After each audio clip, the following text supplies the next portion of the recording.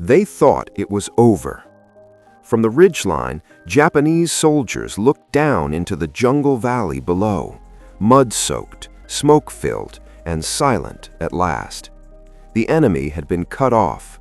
Roads were severed, supply lines destroyed, escape routes sealed tight. By every rule of war, the battle should have ended, but it didn't. Because even after being surrounded, after days without food, ammunition, or medical supplies, the enemy kept coming. In the early 1940s, the Japanese Imperial Army had swept across Asia with breathtaking speed. Their victories in Malaya, Singapore, the Philippines, and Burma had shocked the world. Entire Allied garrisons collapsed in weeks. The reputation of the Japanese soldier grew into something almost mythical: disciplined, fearless, relentless. By 1944, Japanese commanders believed they understood their enemies well. They believed that once surrounded, Allied forces would break.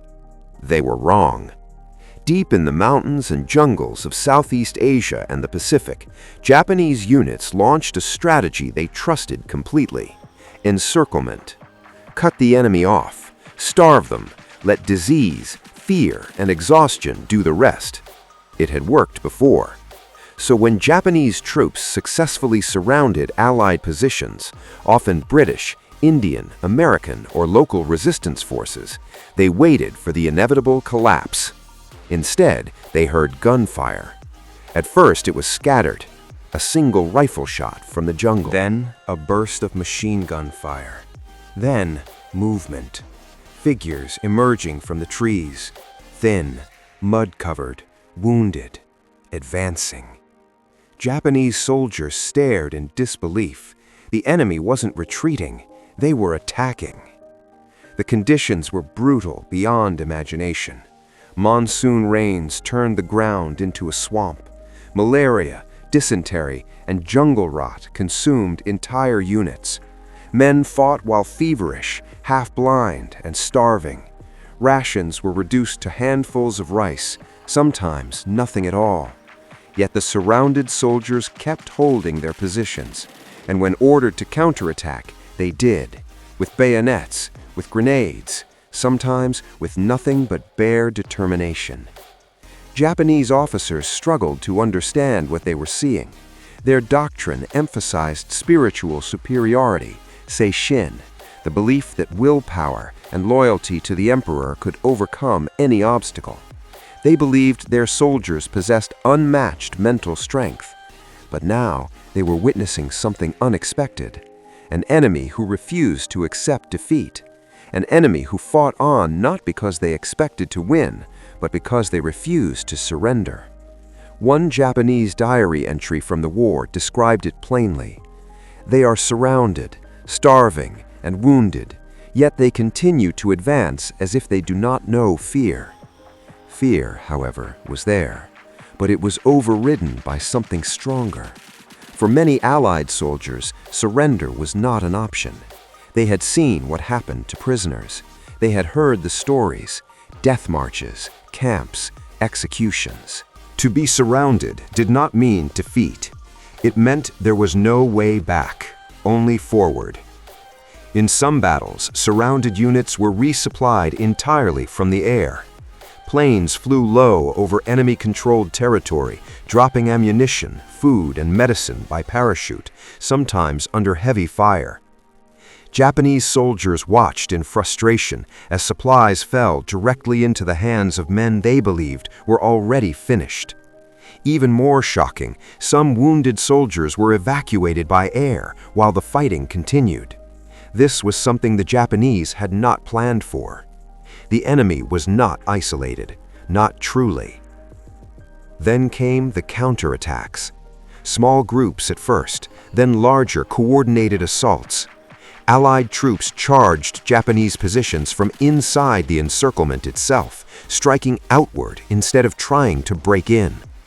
From the Japanese perspective, it was chaos. An enemy that should have been crushed was now attacking from every direction. One Japanese non-commissioned officer later recalled, "We believed they must be desperate, But desperation did not make them weaker. It made them more dangerous.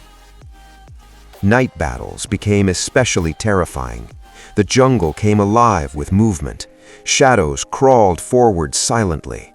Sudden explosions shattered the darkness. Hand-to-hand combat erupted in the mud. Japanese soldiers trained for aggressive assaults now found themselves defending against an enemy who refused to stop advancing, even when surrounded, outnumbered, and wounded. Morale began to crack, not because of fear alone, but because of confusion. Why wouldn't they give up? Why didn't they run? Why did they keep coming? The answer was simple, but difficult to accept. The enemy believed in holding the line at all costs. They believed survival depended not on escape, but on endurance, and they were willing to die where they stood if necessary.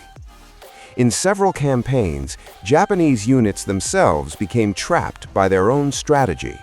While attempting to starve out Allied forces, they overextended supply lines. The jungle swallowed roads. Air superiority shifted. Suddenly, it was Japanese soldiers who were short of food and ammunition. Some units began to starve. Others were ordered to attack fortified positions head-on against enemies who had already proven they would not break. By the time relief forces finally broke through to the surrounded Allied troops, the battlefield told a brutal story. Bodies lay everywhere. Weapons were rusted from rain. The ground was churned into mud and blood.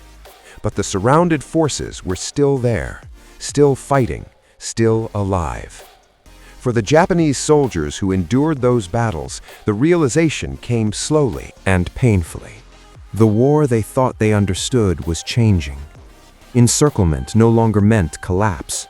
Starvation no longer guaranteed surrender. Fear no longer dictated the outcome.